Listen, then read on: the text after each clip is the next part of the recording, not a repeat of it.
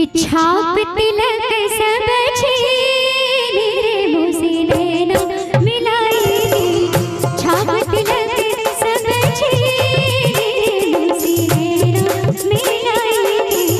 नैना मिलाएगी, नैना मिलाएगी, नैना मिलाएगी, नैना मिलाएगी, नैना मिलाएगी,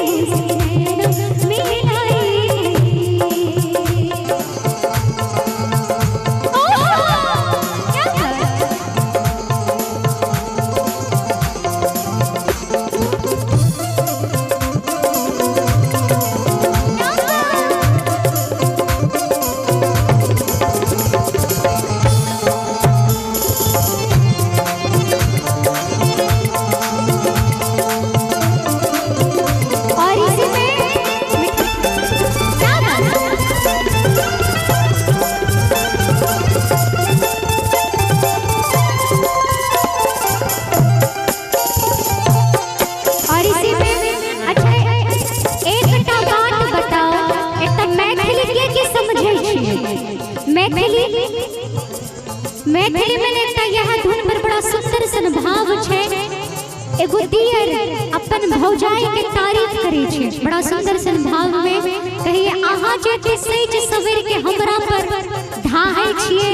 से कनियो तरस नहीं आवे अपन दियर पर, कहे कि हे नाजा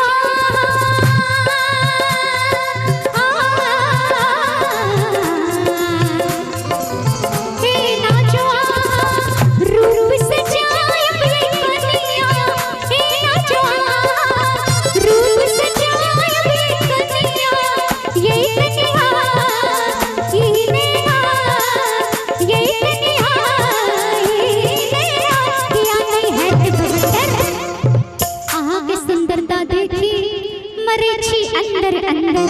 किया नहीं है बंदर, मरीची अंदर अंदर किया नहीं है बंदर हो, हे नाचो रूप से चाय भी कनिया, हे नाचो रूप से चाय भी कनिया, ये कनिया ही लेना किया नहीं है बंदर, मरीची अंदर अंदर किया नहीं है बंदर, मरीची अंदर अंदर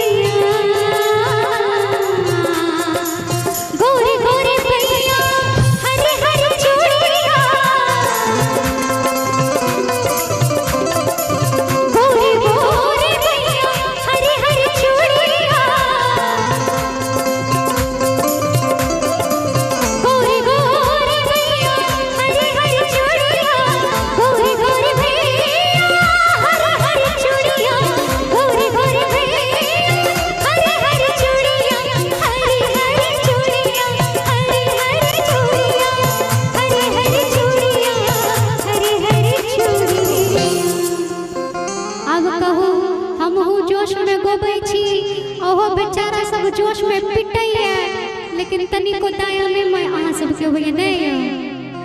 कने दोनों हाथ उठबी होते। देखिए भगवती माई किनका किनका क्या हाथ देने छथिन। दोनों हाथ एक बार उठा लियो ते सब कियो दूगो हाथ, जकरा दूगो हाथ ये से दूगो उठा, जकरा नहीं छे तकरा हम कहबे नहीं करो। छै ने दोनों हाथ उठा के और कहना है क्या, मीठी मीठी ताली के साथ भैया पकड़ धरे